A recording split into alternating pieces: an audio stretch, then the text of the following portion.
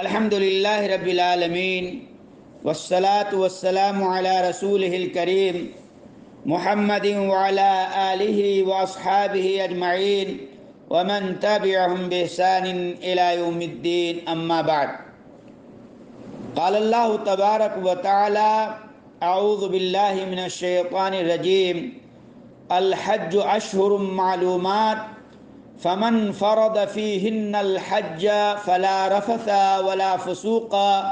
ولا جدال في الحج وما تفعلوا من خير يعلمه الله وتزودوا فإن خير الزاد التقوى واتقون يا أولي الألباب سورہ البقرہ آیت نمبر 197 عن ابی ایوب الانصاری رضی اللہ عنہ انہ حدثه ان رسول اللہ صلی اللہ علیہ وسلم قال من صام رمضان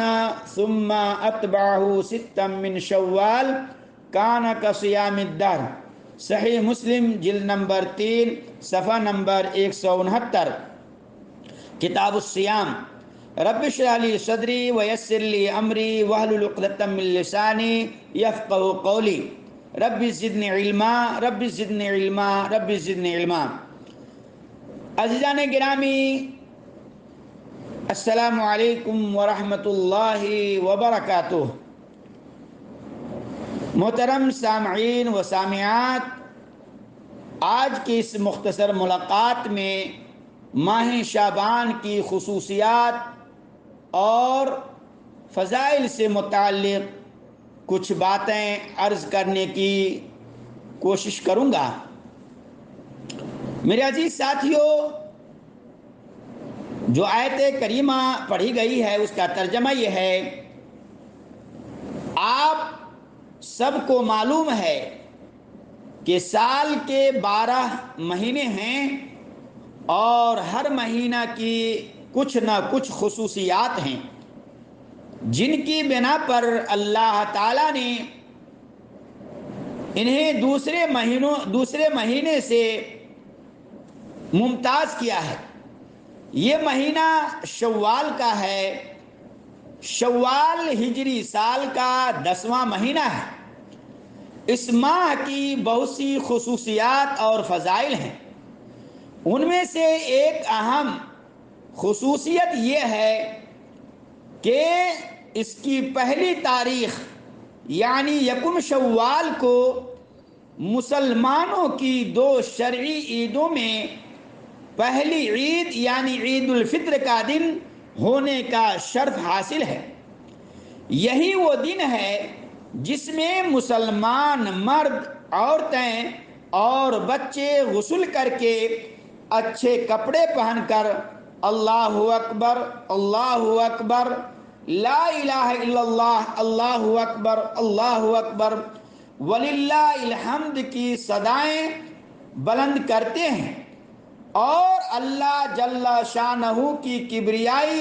کے گیت گاتے ہوئے عیدگاہ جاتے ہیں۔ وہاں 2 رکعت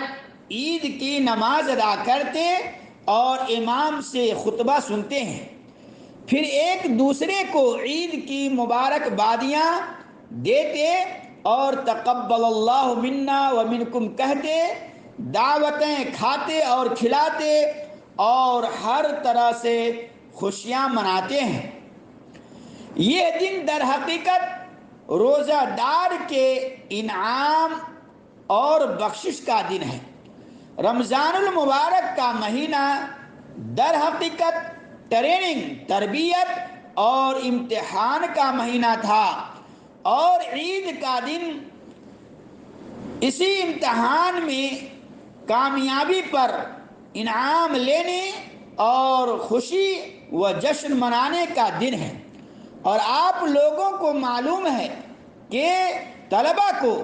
تعلیم، ٹریننگ اور امتحان کے ایام میں زیادہ خوشی، تقسیم انعام اور جشن کا دن ہوتا ہے، اور یہ دن انہیں بڑا ہی محبوب اور پیارا ہوتا ہے۔ امتحان اور تعلیم و تربیت کے ایام میں انہیں کوئی خوشی نہیں ہوتی، کیونکہ ان ایام میں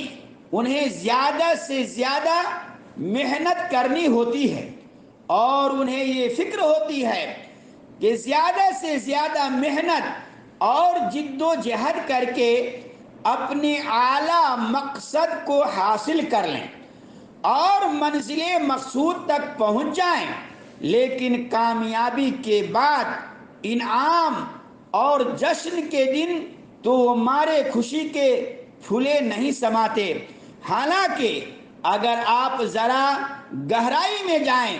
اور ٹھنڈے دل سے غور کریں تو اس نتیجے پر پہنچیں گے کہ افادیت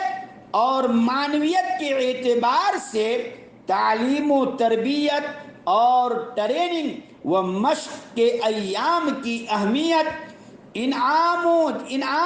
اور جشن والے دن کی بنسبت زیادہ ہے، اس واسطے کہ خوشی اور جشن تو ایک دن کے لیے ہے، اگر تربیت و تعلیم کی ایام میں خوب محنت کی ہے اور واقعی اس کی تربیت اور ٹریننگ صحیح طریقے پر ہوئی ہے تو اس کے اثرات دیر پا ہوں گے اور ان کے ثمرات سے وہ ہمیشہ خوش ہوتا رہے گا۔ میرے اسلامی بھائیوں اور بہنوں، ہم نے عید کی خوشیاں منا لی اور رمضان کے روزے مکمل کر کے ہم نے یہ سمجھا کہ امتحان میں بھی کامیاب ہو گئے، مگر آئیے ذرا غور کریں کہ ایک ماہ کی ٹریننگ کا جو کورس تھا جس میں ہمیں روزوں کا مکلف کیا گیا تھا اور ایمان و اخلاص کے ساتھ روزے کی نیت سے کھانے پینے اور جمع کرنے کو ترک کر دینے اور جھوٹ، غیبت، گالی گلوچ، جنگ و جدال وغیرہ برائیوں سے اجتناب کرنے کی تاکید تھی، جس میں نماز تراویح، تلاوت کلام پاک،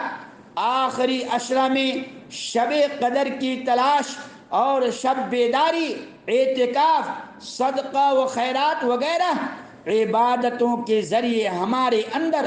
تقوی اور پرہیزگاری پیدا کرنے، نیک و صالح بنانے اور ہم میں سال بھر کے لیے ان عبادتوں کا ذوق و شوق پیدا کرنے اور ان کی اہمیت کو ہمارے دلوں میں اجاگر کرنے کی کوشش کی گئی، اور بتایا گیا کہ روزوں کی فرضیت کا اصل مقصد ہی تقوی شعاری ہے، جیسا کہ اللہ رب العالمین کا فرمان ہے، اعوذ باللہ من الشیطان الرجیم، یا ایہا الذین آمنوا کتب علیکم الصیام کما کتب علی الذین من قبلکم لعلکم تتقون۔ اے لوگو جو ایمان لائے ہو، تمہارے اوپر روزے فرض کیے گئے ہیں جیسے تم سے پہلے لوگوں پر روزے فرض کیے گئے تھے تاکہ تم متقی اور پرہیزگار بن جاؤ۔ سورہ البقرہ آیت نمبر 183۔ اور آپ جانتے ہیں کہ کسی بھی کورس میں اصل کامیابی یہ ہے کہ اس کا جو مقصد ہے، اس کی جو غایت ہو وہ حاصل ہو جائے۔ صرف کورس مکمل کرنا اور پھر اس کی تکمیل پر جشن منا لینا اصل کامیابی نہیں ہے بھائیو۔ اس ناحیے سے آئیے ہم اس ناحیے سے غور کریں کہ ہم نے رمضان کے روزے رکھ کر کورس پورا کر لیا، اس کے بعد جشن اور عید بھی منا لی، مگر کیا جو روزوں اور رمضان المبارک کی دیگر عبادتوں کا مقصد تھا وہ ہمیں حاصل ہو گیا؟ کیا جیسے ہماری مسجدیں رمضان المبارک میں 5 وقت نمازیوں سے بھری رہتی تھی اسی طرح ابھی بھری رہتی ہیں؟ کیا جیسے رمضان میں ہم اور ہمارے اہل خانہ قرآن مجید کی تلاوت کرتے تھے اسی طرح اب بھی قرآن کی تلاوت کر رہے ہیں؟ کیا آج بھی تہجد اور نفلی نمازوں کا اہتمام جیسے پہلے تھا اسی طرح ہے۔ کیا صدقہ و خیرات کا جو جذبہ ہمارے دلوں میں رمضان المبارک میں موجزن تھا وہ اب بھی ہے؟ اگر ایسا ہے تو یاد رکھیے یقیناً یہ ہمارے لیے بڑی خوش نصیبی کی بات ہے، کیونکہ ہم نے روزوں کا مقصد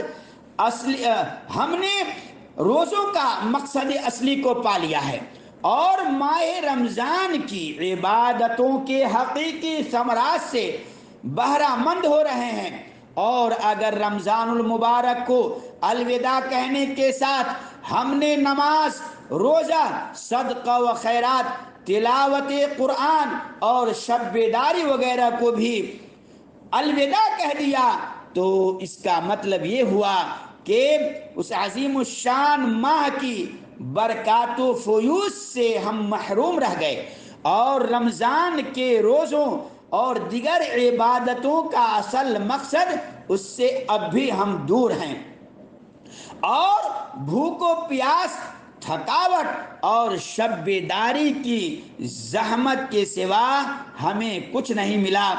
بھائیو، اب اجازت دیجیے آئندہ درس کے لیے اخیر میں اللہ رب العالمین سے دعا گو ہوں کہ اللہ تعالی ہمیں اور آپ کو عام مہینوں میں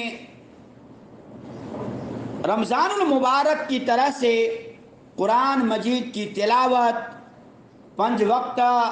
نماز کی ادائیگی، صدقہ و خیرات کرنے کی توفیق بخش، آمین۔ اقول قولی ھذا واستغفر اللہ لی ولکم من کل ذنب فاستغفروہ انہ هو الغفور الرحیم۔